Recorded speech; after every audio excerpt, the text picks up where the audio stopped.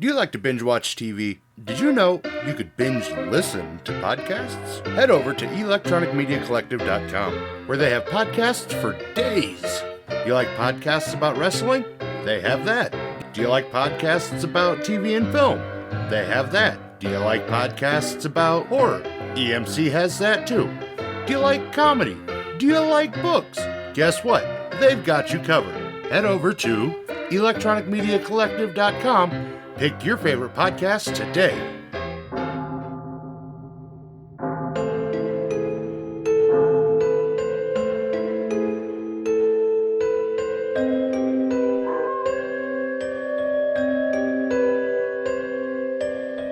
You're listening to Moose's Monster Mash.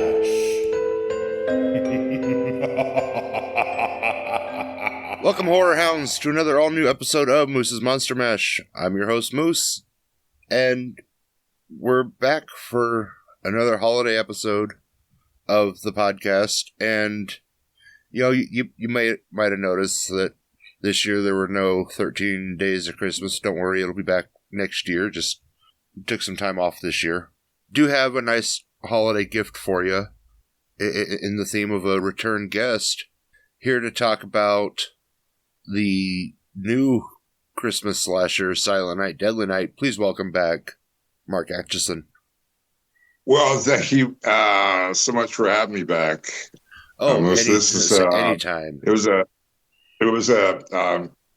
very cool the first time we hooked up, and then of course, you know, we've done other things since, and you're like a brother to me, and thank you for taking any interest in Silent Night, Deadly Night, which is, I think, is a pretty cool kind of project that came out, and happy to talk about it. So I remember back when this was announced, it got mixed reactions, but the overall reaction was really positive because the 84 version is such this beloved. It's a Christmas staple for horror fans. Exactly. Yeah. You know, I mean, there's a lot of like Christmas themed horror movies, but you figure it was one of the first that created the genre. Yeah. It wasn't the first, but it was one of the first that created the genre. It was one of the original Christmas slashers, and yeah. It sticks with you, and it built this cult classic, and then had tons of sequels and spin-offs, and now to essentially go back and kind of reboot the thing, if you will, and modernize it is kind of a cool idea. Yeah, especially if you have the idea that Mike P. Nelson had when he wrote it and then directed it. I saw such a clear vision in his head when I read it, and then when we started working on it, what he wanted, right? And it certainly honored that template that began, Silent Night, Deadly Night, but it built on it. It went outside the box on a few different things, like tried things, and it had a soul to it, a bit of a conscience to it, where it wasn't just blind violence and vengeance. It had, if you will, a purpose, a meaning, if you want to say that. I say it seems to have more of like a driven, like a heartbeat sort of thing. Exactly. Yeah. A heartbeat. Very nicely put. Exactly. It has a heartbeat. The reviews have been mostly overwhelmingly positive. That's especially for a remake, that is insanely unheard of. You know, I mean, usually you get like it's 50-50, but like even the reviews that are bad are still good. So like it's crazy. So people are really enjoying this film. I haven't had reviews of my acting work done since I was on the professional stage, where that was a matter of course, where after you opened a stage play, you would get the papers writing about you or something like that. And I've done lots of movies and TV stuff, and maybe have had comments about my work after the fact, but no like reviews. So when the movie was first being shown, before it opened on December 12th, it was shown at a couple of flash scary horror things where people got to see it early in one location or something. And then they came out with their reviews. Well, I realized that you know they were commenting on the thing in real time, which is like really wild to me. So I've done, Musa, I've done lots of movies and stuff like that, but I don't expect any kind of press about it, during or immediately after. But they had a lot to say about this. They had a lot to say about how Mike handled it. They loved the relationship between Rowan and Ruby. Matthew Modine's daughter is in this. It seems to be primed and set up for a sequel like you wouldn't believe, right? Because it's just sitting there waiting for her to take it and wear it herself and go on to the next movie if they want. I don't know if they want or not. It certainly wouldn't involve me, but I'm just saying that they created something with legs. Oh yeah, and it was fun to be a part of it. Well, and to your point about your reviews, it's I wanted to touch base with you on that because you're used to playing such you're a character actor. You play these characters that are just there. They're Lunch pail is really the term. It's a guy, a workman sort of actor that goes in, does his 2 or 3 days worth of exposition, lays out a part of the plot or something like that in some way, adds a character twang to it. But, and I've had some run of the movies and some guest starring thing. I've had that, but most of them just a lunch pail kind of guy, But you also know me as a voiceover actor. Yeah. Did a lot of cartoons and stuff like that. And I love that work. And this came along, Paul, and I saw the first time in my career, the marriage of the two. I got to do my voice work exactly how I wanted to do it. And I got to do it in a feature film, being the constant voice inside this guy's head. And I can't tell you, and the script was so good, right? I mean, right from the beginning, he asks, "What town are we in?" And he goes, "Hackett," and I go, "Hackett." I like the sound of that. And and it's just all delicious and fun, and it was a dream come true. For me, because I finally got to do the kind of thing that I had done, lots of times in cartoons for years and years, but I got to do it in a feature film, and it was like really, really fun. You get to kind of let loose and be you and just have fun with the role. And I think that's part of the reason why you specifically were named in a lot of the reviews, and that's, like you said, something you're not used to, because I'd say a third of the reviews I looked at were talking about how well you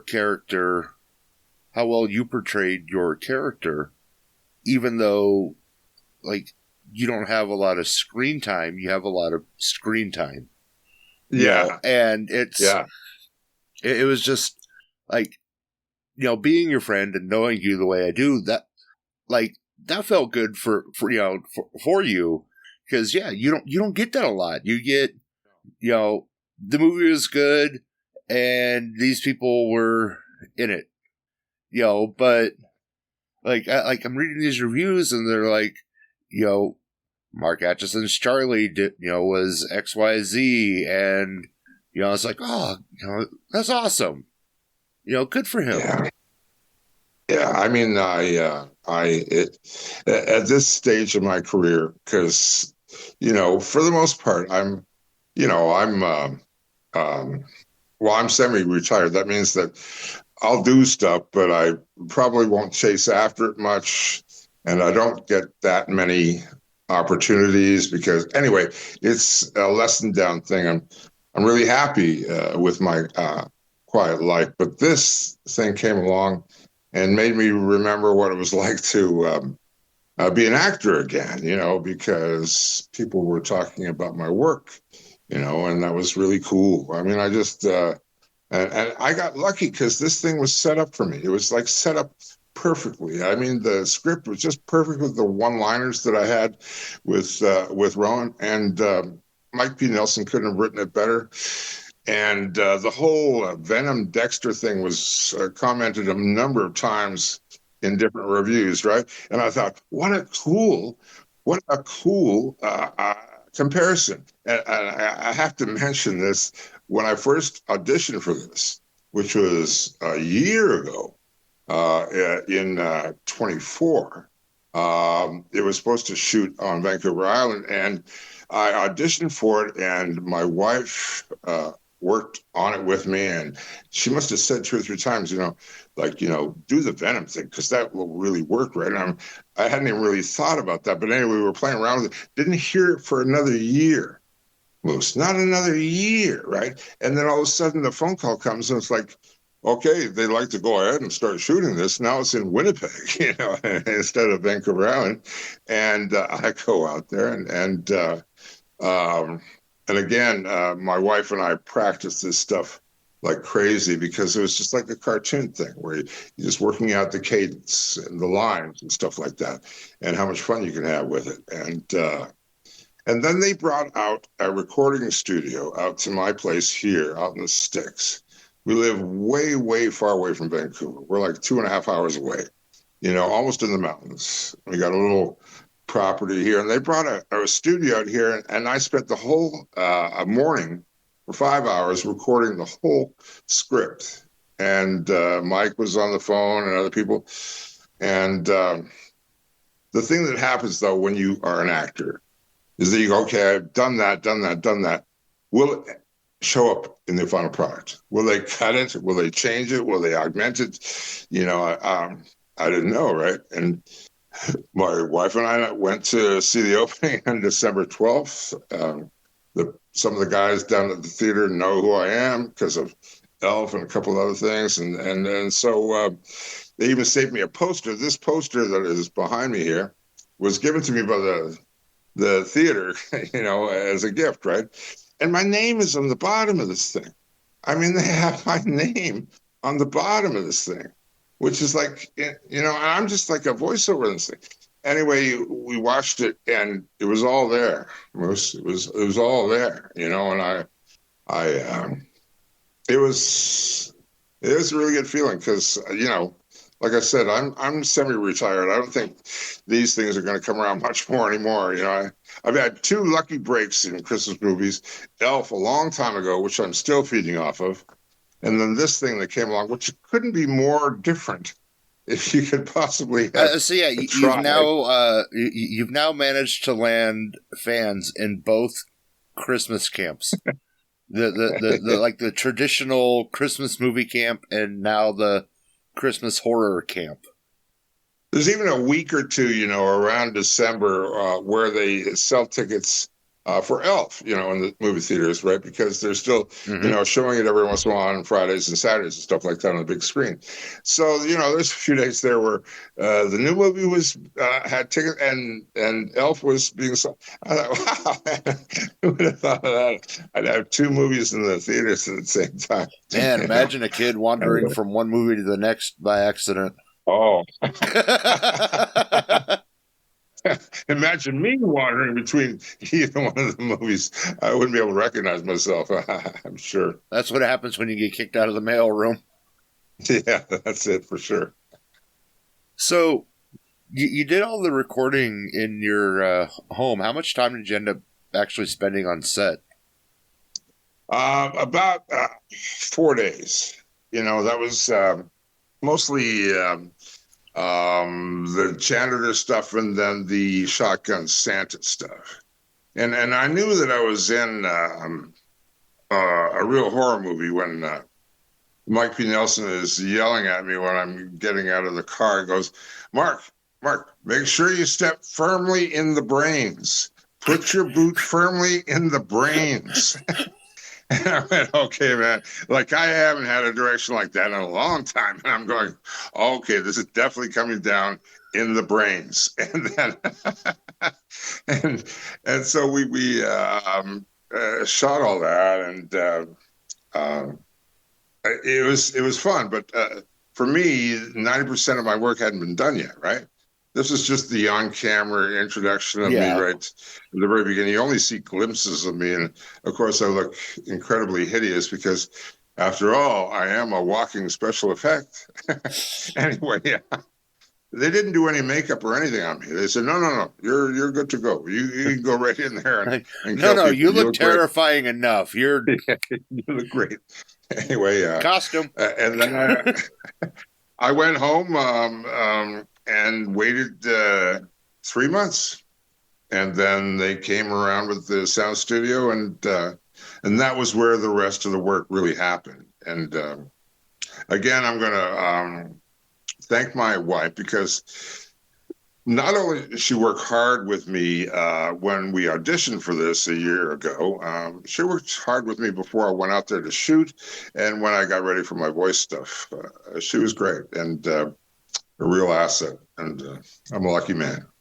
Yeah, I mean, it's nice. I mean, one, she's super supportive, and two, you kind of had your own little director there at the beginning, and she kind of guided you towards. She was the very first person that mentioned Venom, and nobody. And then all of a sudden, I think I read like 3 or 4 reviews. It's very much the Venom comparison, and that's one, a high praise, and two, I don't think, and there's two different ways this role could have played out. One, where you have the Venom, where it's that kind of sick, twisted voice in your head that is kind of a bloodlust, or it's just this plain Jane voice in your head, telling you to do what to do. And I don't think that's as entertaining as the Venom style. And I think that's why the other one works so well. I agree. And, my cartoon stuff, I'm like a homing pigeon. That is sort of where I go. But I'll say this, there were some nice things said about my work, which, again, was a real a treat for me. But the one that meant the most to me was Mike P. Nelson's wife. Sent me a personal text right after the early screenings before it went to the open. And she said how she wasn't a big fan of this genre at all. Honest right off the bat. But she said that I brought a lot of heart and conscience to it that made some sense out of all of it, and she thought that my contribution to the whole thing was really important. She thanked me for that, and I only shared that with, of course, my wife and my grandson and my agent, and now I share it with you. But I wouldn't post anything like that or anything like that. It was a personal thing, but that was the highest praise I could possibly get, was from Mike P. Nelson's wife, who just wanted to let me know, damn, man, nice, and I went, because that's what I was after, right? I mean, especially near the end when Rowan dies, and that means that my spirit inside him dies. And I'm going away, and I've let him down and stuff like that. And there's a bit of a bittersweet thing happening there, at the end, right? Because we're sort of saying goodbye, which is really weird for a pair of people that collude to kill Nazis on a massive scale. I mean, Yeah. Out of all the things that people talk about and think, oh, I loved it when he went after all the Nazis without guns. I love the Roman Nazis. Yeah. And just give me an axe. I don't need a gun. Just give me an axe. But it was a great thing to be a part of in my career, and a great group of people, because these are all they're all up and coming. Mike P is you're going to see his name for a long, long time. Rowan and Ruben, forget about it. I mean, they're going to go on to big, long careers. I mean, they're so young and so talented, and have so much pedigree already. They're going to do great. And so I just think, oh man, should have been another day I bought a lottery ticket. The same day as I got Elf, I should have bought a lottery ticket. And then when I got cast in this, I should have got a lottery ticket, because I won. I won like big time. Mike has an interesting look at things. Like, I really like his version of Wrong Turn. Yes. I would say that that's one of the best things he's done, except maybe this. I mean, I thought it was his strongest work, and it's different. Yeah, he has this different way of looking at things. Yes. And it, obviously it's, right now we're talking about two stories that have been told, and you get two very different retellings of the story, and it's amazing to sit back and watch them, to see just how vastly different his take on these stories are. They're a different prism altogether, right? The light refracts a completely different kind of way. I just thought it was so cool. And a thing that he has, which, not a lot of directors have, is a sense of chemistry. I mean, he probably knew that his writing would be okay for Rohan and Ruby.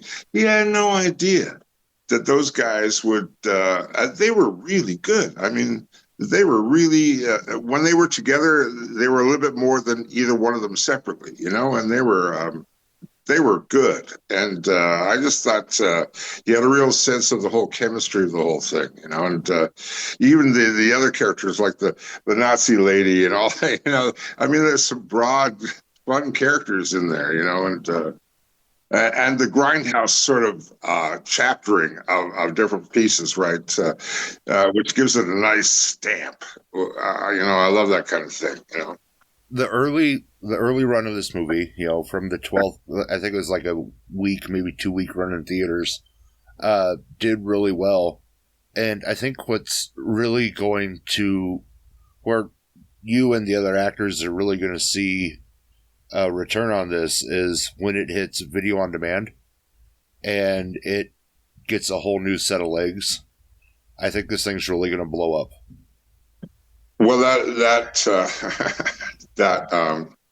from your lips to God's ears, Bruce. I mean, I hope that's the feeling that I get, but I don't know things that much. I honestly, I don't go and look at my own work hardly ever. This was sort of different for me.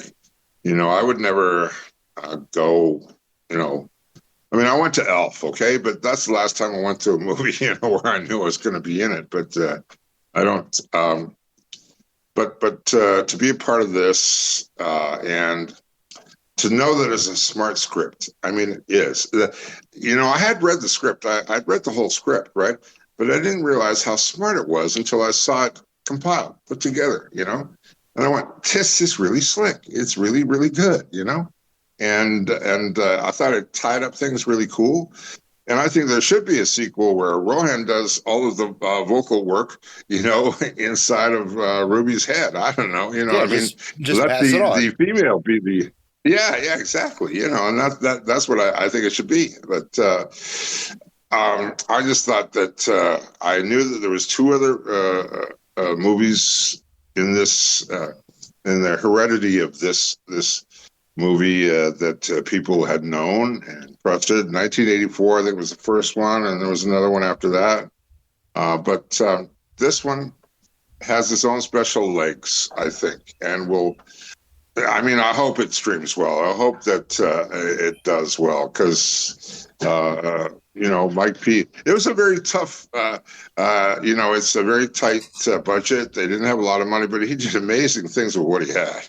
Just amazing, Well, and like, I watch the 84 version every year, every December I watch it. And it's one of those movies where it's really cheesy. But I like it. It falls right into that like good camp horror. I mean, there are some cringeworthy parts, but it's good camp horror. Yeah. Like I've seen people call this, a goofy horror remake, stuff like that. It's kind of silly. It's like, well, what the hell else is it going to be? It's a guy in a Santa suit killing people. I mean, we're not talking Shakespeare here. But the difference is the movie doesn't take itself too seriously. That is so important. I mean, you really nailed it there, Paul. That is the thing where people get put off right away. But if you're having fun, and that's been my rule in everything I've done, is if you find a way to have fun, usually the audience is having fun. Usually every time that connects, every time. And so this movie has fun all the time. That's the kicker. It's, if you're going to have a silly, goofy horror movie, lean into it. And that's one of the things, Mike and his team are really good at is he knew that this can't be a serious movie. On its surface, there's no way that you could take this movie and be serious. And why should it be? No. Why the hell should it be? Have fun. Go out, make a fun movie, and just, end of the day, put out a fun product. And like you said, when you're having fun, the audience has fun, and it correlates across the screen. And I think that's the difference between cringy and a good time is that, the movie knows, hey, we're a silly movie. We're just having a blast. Well, we're silly in a really kind of special way. I mean, the whole, for me, the voice talking to him was just like so damn cool. I loved it right from the start, I remember the first line that I recorded for the audition way back. He decides he's going to go in there and do something. And the first line that I said, on tape was, "Oh, geez, this is going to go bad." And I knew, and my wife knew. We knew we had the hook. We had the hook in the mouth, and that they would have to bite, right? And because that was how it was written. It was written just like, sometimes he's talking to Charlie, and sometimes Charlie used to make comments, and they're, oh man, there's so many lines that I loved saying and recording, that I had such a blast. And that reminds me, of like great things that I've done in the past. And it's always been great writing.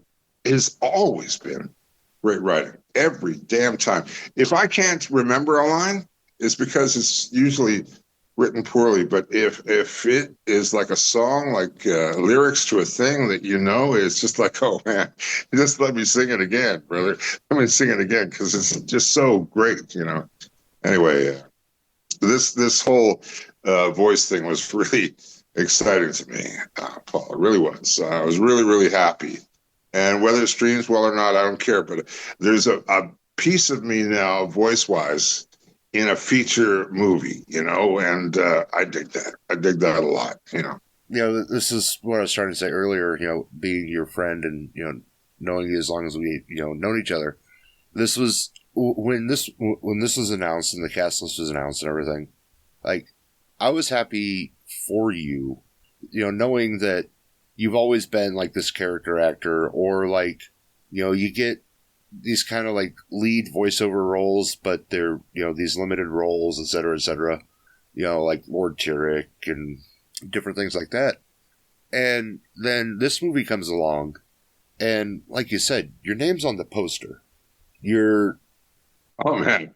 I mean, I didn't know that until I got the poster from the people and they gave it to me at the theater, and I didn't know that my name was on it, And not only that, it goes Mark Acheson as Charlie on the poster as Charlie.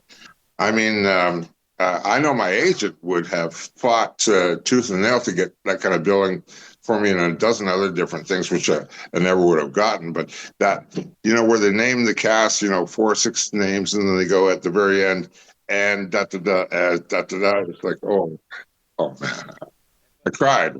So, you would always be in like the top 3 or 4 billing spots. Yeah. It'd always be Rowan, Ruby, you, and then like maybe David Lawrence or Eric Altvale, depending on who was writing the article. Usually I went, but for me to even be among those people, Paul, where I am only got a few seconds of screen time in the beginning, and then I'm only a voice for the rest of it afterwards. It was amazing to me. I thought that I wouldn't even get noticed. I honestly did, and Mike and the producers gave me the billing. I didn't ask for it. I was humbled that they gave it to me. And I really felt like I was part of this whole thing, which was really cool because I wanted to be. And I hope that my voice and the things that I did showed that I really loved doing what I was doing in that show, because I really did love it, man. I loved it. It was a lot of fun. I bet. Once this goes to streaming and has some legs, I want to have you come back, and I want to do a deep dive into it. And I want to talk more about specific scenes and things like that. That would be really cool, because there are specific beats and scenes in there which are really like I said, my wife and I practice certain sections a lot, and especially when I was pretending to be the Santa Claus and the little girl comes up and I'm doing the thing for him and stuff like that. My wife worked with me really, really closely in getting that just right. There's a bunch of other things, but yeah, I want you to know that I'm your servant. So let's definitely get a little bit more legs first, and then we'll revisit and deep dive this. And I really want to pick this apart. God, you and I could talk for hours, and I'm really looking forward to diving into some of these scenes and like kind of where you were at when you were recording, this line and this line, and I think it's going to be fun. It would be. I mean, I remember certain segments so clearly. That's how well it was written, and anyway, I so much appreciate you, Paul, for being my friend and taking interest and putting me on your program again. And thank you, man. Thank you a lot. Really. Oh, absolutely. And look forward to when you come back. Where can listeners follow you on social media? Well, I have a fan page on Facebook, Mark Acheson Fans. I'm on Instagram and actor Mark Acheson, and I'm on TikTok. But I'm not a great delver into social media, which is probably good because that usually only gets me into trouble. But I do like to promote a good thing, and so I make sure that I put up some good words about Silent Night before it opened, and got as many of the followers that I have to maybe check it out and stuff. but I'll be watching the streaming and the after effects of this movie because I think it will stand well. I think it will stand well for a while, and you and I'll have some cool conversations later on. And again, man, I appreciate you so much, brother. I really do. Yeah, no, I love having you as a friend. I love having you on as a guest, and listeners, you can find those links in the episode descriptions. You can be sure to find me and other great podcasters over at electronicmediacollective.com. And be sure to follow me on YouTube at Moose Media Inc. Well, YouTube and Facebook at Moose Media Inc. Follow this man because he asked the questions that need to be answered. Thanks a lot. Thanks a lot, Moose. Thanks a lot, Paul. Oh, absolutely. And, it's always a pleasure having you on. And this, if you do nothing else in your semi-retirement, this could be a hell of a way to go out. This is a nice way to leave. I think exactly the same way as you. I mean, I'm almost 70. This is a nice way to walk away after being over 50 years in this business. This is all I've done for 50 years. So to walk away at 70 on this, yeah, I'll take it. Well, until next time, Horror Hounds, mash on.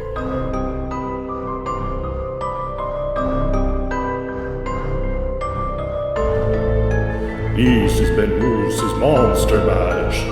Come back for more chills and thrills if you dare.